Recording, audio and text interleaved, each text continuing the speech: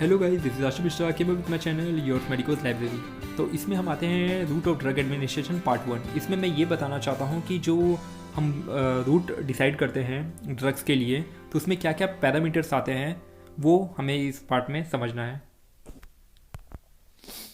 तो इसमें ये बताया है कि रूट ऑफ ड्रग एडमिनिस्ट्रेशन का मतलब क्या होता है कि वो वे और वो पाथ जिसमें हम डिसाइड करते हैं कि ड्रग्स कैसे लिया जाएगा, किस रूट से लिया जाएगा और उसका फार्मेकोलॉजिकल एक्शन क्या होता है। और ये फार्मेकोलॉजिकल एक्शन डिज़ायरेबल भी हो सकता है, अनडिज़ायरेबल भी हो सकता है, डिपेंड करता है। तो और उसके बाद इसमें कुछ पैरामीटर्स, कुछ फैक्टर्स आते हैं, जो 6 फैक्टर्स बहुत इंपॉर्टेंट है। तो हम पहला फैक्टर्स पे जाते हैं physical and chemical properties of drugs पर। तो इसमें क्या है गाइस कि इसमें जो ड्रग्स लेते हैं उसके डोजेस फॉर्म हैं उस पर भी डिपेंड होता है, सॉलिड, लिक्विड, गैस।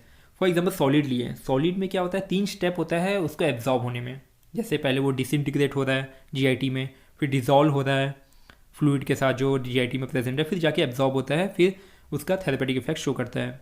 लिक्विड में क्या होता है, वो ऑलरेडी इन डिज़ोल्व फॉर्म में रहता है और वो थेरेपेटिक इफेक्ट शुरू करता है जल्दी। और गैस वो इन्हेलेशन के थ्रू इजीली वो डिफ्यूज़ हो जाता है हमारे लंग्स में और थेरेपेटिक इफेक्ट शो करता है।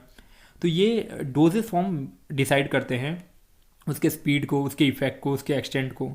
और जो ये सॉल्युबिलिटी पैरामीटर है और पीएच, ये बहुत इंपॉर्टेंट है गाइस। सॉल्युबिलिटी पैरामीटर डिपेंड होता है कि कोई भी डोजेस फॉर्म हो, भले वो सॉलिड, लिक्विड, गैस हो, वो किस सॉल्वेंट में डिजोल्व है। सॉल्वेंट इन अ सेंस कि लिपिड सॉल्युबल है या वाटर सॉल्युबल है, उस पर भी ये बहुत डिपेंड करता है। और ये पीएच है, पीएच भी गाइस मैं इसको आगे के वीडियो में जब हम फार्माकोकाइनेटिक में आऊँगा उसमें मैं एब्जॉर्प्शन वाले पार्ट में मैं इसको बहुत अच्छे से बताऊंगा कि एसिड टू एसिड मीडियम में, एसिड टू बेस मीडियम में कैसे ड्रग्स एब्जॉर्ब होता है, कैसे किस फॉर्म में आयोनाइज होता है, नॉन आयोनाइज फॉर्म में एब्जॉर्ब होता है, उसके बारे में बहुत अच्छे से बताऊंगा आगे वाले वीडियो में। और गाइज इसमें जो डोजेस फॉर्म हम जो लेते हैं कोई भी फॉर्म, और जो हम लोग रूट डिसाइड करते हैं एडमिनिस्ट्रेशन के लिए ड्रग्स का, तो वो दोनों पैरेलल होते हैं। तो ये दोनों समझना बहुत ज़रूरी है। अब आते हैं दूसरे वाले पार्ट में। सेकंड में क्या है, साइट ऑफ डिजायरेबल एक्शन, कि हमें कहाँ, किस जगह हमें इसका इफेक्ट चाहिए। कुछ लोकलाइज और जनरलाइज दो होते हैं।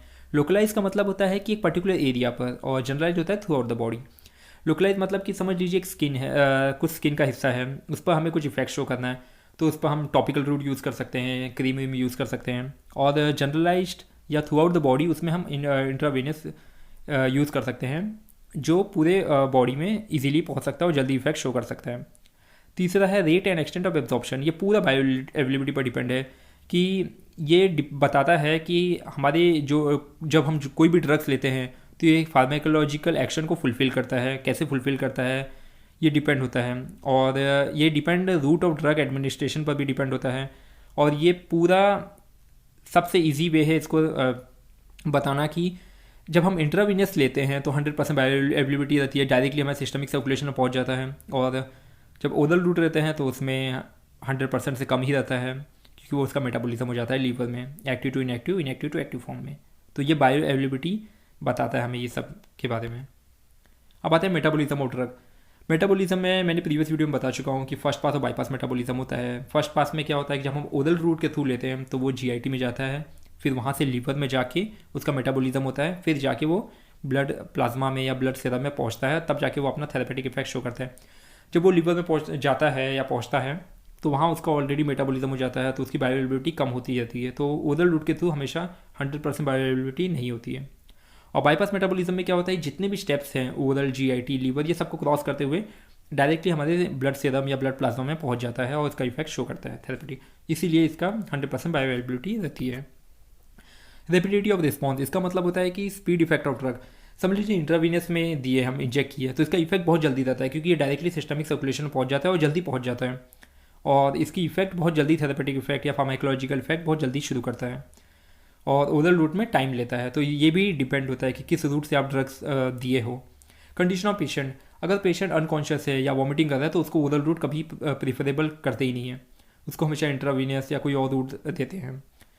तो ये एक इंपॉर्टेंट फैक्टर्स है guys. Thank you so much guys for your attention, and if you get any benefit from this तो please hit the like button and subscribe my channel. Thank you so much guys.